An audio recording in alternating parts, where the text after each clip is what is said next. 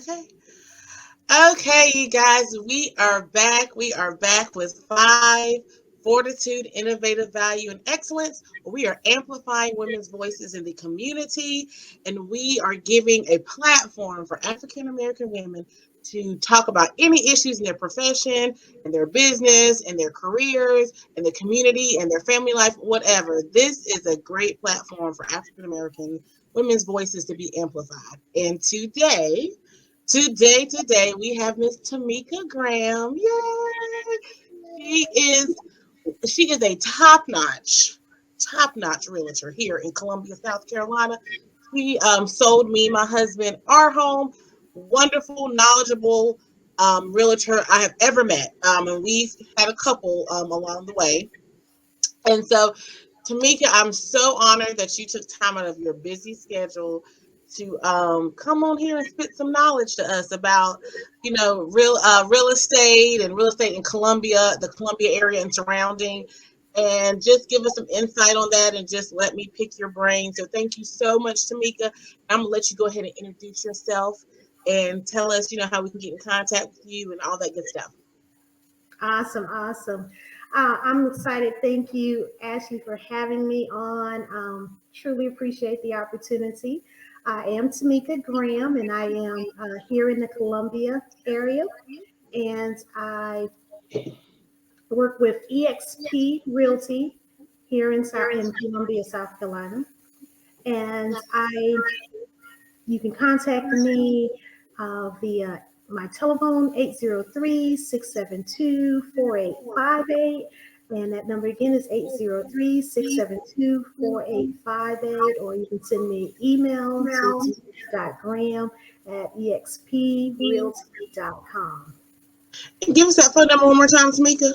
It is 803-672-4858. 4858. Okay. And All right. So this is your number, right? yes, yep, that's Okay. it. Awesome. Good. Okay. So Tamika, give us your email address one more time. It's listed below so we can get in contact with you. That's tamika.graham@exprealty.com. Yes, Yes, yes. thank you so much. You guys, please reach if you're looking for a house, you're looking to sell a house. You don't do rental pro. Do you do rental property? I don't really do rentals, no. Okay. No. I do If you're sell. looking Okay, if you're looking to sell a house, buy a house, she is the woman you want. She is the woman that you want to be in contact with. So please, you guys, I know we have great realtors in Columbia, but I'm not just saying this because I know Tamika. I'm saying this because I did not know Tamika prior to our experience buying and purchasing our home together. Me and my husband, but through the process, she provided so much information. She educates, she breaks down, she makes it plain and simple, and she is definitely the realtor um, you want to have when you're buying and selling a home because she provides so much information and she keeps you up to date. And she's awesome with her communication. I can't say enough about Tamika. Very professional, at the same time very personable as well. So thank you, Tamika, for selling us our first home. You're Being welcome. easy first home and making it a great experience.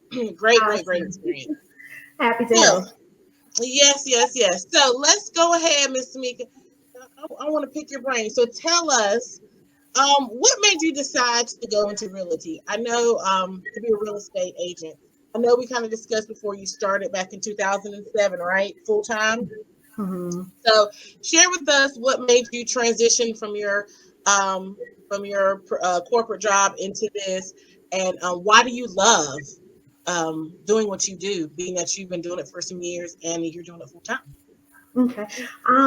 Actually, it's 2017 Oh, that I actually, okay, no, no, sorry. no, no. That's okay. I I realize added it's 10 years. 27. Well, in 20, the way I got into real estate is probably not what most people do. I actually got in just to get access to a system because I was going to be an investor, me and my husband. and we were just looking to get access to the MLS system. After going through the training classes, I realized that realtors had so much more responsibility and were supposed to supply so much more than just opening doors for buyers and sellers. And it really got me to feel a little more like I can do more with this and helping others. So I still went after the investor side of things. And then as time went on, I decided to just hold off. And in 2017, a few years later, after 2013, I decided to go back in and start working with just buyers and sellers that are just every day that just had a simple home to sell instead of investors. And 20, I think it was 2017. That's when I went full time. Yeah, beginning of 2017, I went full time and decided to just hang up my corporate hat and start helping people more than just working just for the money. Let's put it that way. Yes, yes, yes. Okay, and so it's just turned into something that you enjoy, helping people purchase homes, sell their homes, and all that Yes. good stuff. Yes, and it also turned in for me, not just from a home's perspective, but it allowed me to give back and Hmm. find something that I could help people with. Hmm. And homes just happened to be the avenue. I Hmm. enjoy helping others. And so this was an avenue of me being able to give that personal effect back to others with things that they needed. So, Yes, yes, yes, yes. And you can tell that you enjoy it because you are like a fountain of knowledge. You can tell that you enjoy it. You can tell that's usually a big indicator that people enjoy what they're doing because they have so much information and how they communicate that information to other people. You make it so easy to understand. You made the process so easy to go through. You could tell that you had a passion and you listen to us. Like you listen to us. You played so many hats. So this is a question that a random question that I'm gonna ask you. How many hats do you have to wear when you're a realtor? Because I know with me and EC, my husband, I felt like you were wearing so many different hats. You were a realtor. You were a media. You were a mediator. You were a professor. You know, you were a teacher. It was so many hats. So how many hats do you wear, and how do you juggle that? Like, because you do play more than just being the role of just a real estate agent, right? There are different. it's sometimes it feels that way. And like I like to give my caveat, I am just a realtor, and then I go into, but you may want to check on this. So um, it's just one of those things. A lot of times it's almost like a project manager. In Mm, some oh, senses, people don't realize that the project manager isn't the one that specializes in all the areas, mm, but they're the ones that have to know so much to get you in the right next direction or get you mm, in contact with the right person. So for me, that's kind of like sometimes how I feel, that it's getting that buyer in connection with the right person who can give them the full answer to their needs or their questions. We have to work with the lenders, we have to work with the attorneys, we have to work with sometimes insurance companies to try to help buyers. Like, I don't know exactly what you need to ask the insurance questions you need to ask them, but I know you might want to ask them about this, rather or not you need flood insurance, or rather or not you mm, need some type of additional coverage mm, in that sense. So try to give them that overview. We have to also try to find some place for the seller sometimes may need to stay somewhere else while their home is being sold. Give them those tools to try to find apartments or additional rental place. That's why I say I don't really do rentals, mm, but sometimes I have to put my sellers in connection with people that may. So mm, different things like that. yeah. It becomes interesting. Yes, I know it does. You definitely played. So you wore so many different hats through the process, and really listening to what your uh, what your clients' needs are. So how important is that too, Tamika? Like the communication part. Um, with communication, I think people automatically think of like how you verbally talk to somebody else, but it's also how you listen, how you comprehend, all that stuff. And so all that played a big role in you finding our home and you helping us with the process and along the way. So how important is communication when you are a realtor? It is very important to have good communication with your clients. And it's also in a sense of to make sure you understand. I like to understand exactly what my clients are Mm-hmm. looking for. I Mm-hmm. try to make sure you say you want a 3 bedroom, 2 bath, but you might be the only person living in the house. So is that really what you want? Or Mm-hmm. is it something else that you may be wanting, but you're thinking that's you might want a 2 bedroom, but you don't realize that's an option for you. Mm-hmm. Um, so I try to actually make sure I ask the questions that Mm-hmm. really filters down into what my clients' needs are, Mm-hmm. um, what what's their. A lot of times, I try to find out what amount they're trying to pay for. Mm-hmm. Sometimes people are looking at more expensive homes, but then when I break it down, they're like, okay, what do you want your monthly payment to be? Oh, well, that may be a little too expensive then, Right. trying to, because people don't look at it from a monthly payment perspective. It's kind of like going Mm-hmm. into a car dealership. When you go in the car dealership, first thing they tell them, oh, I want my monthly payment to be this amount. Mm-hmm. And then that car will make sure that they can get that payment down to that amount. But when they go Mm-hmm. home shopping, everybody's always looking at, well, I want the 150, I want the 230. Right. They never say, well, I want my monthly payments to be around this amount.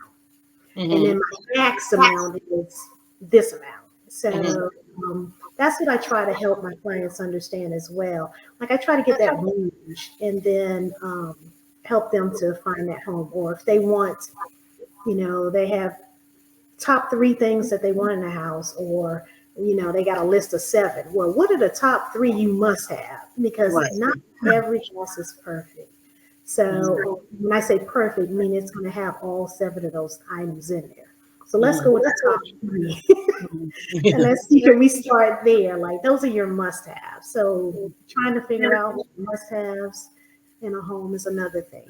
And Mm-hmm. So that's good. Thank you for sharing that with us. And so my last question is, what are some of the roadblocks that you may have experienced being in this profession, being an African American woman in this profession? What are some of the roadblocks that you may have encountered, or maybe you've heard, or maybe a coworker that may have encountered? You may not have encountered, but some things that you have encountered um, being in this profession. Have you had any roadblocks that you had to okay. encounter being in this profession? Um, Overall, for me, more of my roadblocks have been some of my own. Oh. Mhm. um, there is, there's a great market. Being in real estate is an awesome opportunity for so many. Mhm. Um, so you become your own business owner, and you can do so much with it, Mhm. and which allows you can study more, you can learn more avenues of earning income in this market. And I would say me allowing myself to branch out more to help more in more people. Mhm. Like a lot of people always tell me, you've given me good reviews and Mhm. talked great of me, and trying to help more people. So that's been Mhm. one of my roadblocks, helping more. A lot of my business does come from referrals, Mhm. and helping others, and I now just have to get out and be able to meet more new people I don't know. Mhm. And also in the avenue in real estate, I hadn't had many issues coming from other areas, or but I've heard that there are some issues where people get discriminated on based upon their appraisals. So Oh, yeah, yeah. you're having to work in other areas because of that, Mhm. or they're discriminated upon because of a handicap or disability or in. Mm. So one of my things is I work with a lot of people that are in the lower income levels too. And one of my key things is not to, deter them or to help them the best that I can to get the home that they need without letting the other party know about that they may be a lower income status Mhm. at, because you don't want them to get discriminated upon because of that. Um, well, some of the other things could be just right now being a young, young. I'm calling myself young. You are. Thank you. But as I branch out more and to price ranges that might be in the higher Mhm. pricing categories, like the 400s, 500,000, that's a very small category of people that actually sell in those arenas. So we don't have, we have plenty of them in the Columbia area, but that's a small category, and I want to break Mm. through in that price ranges.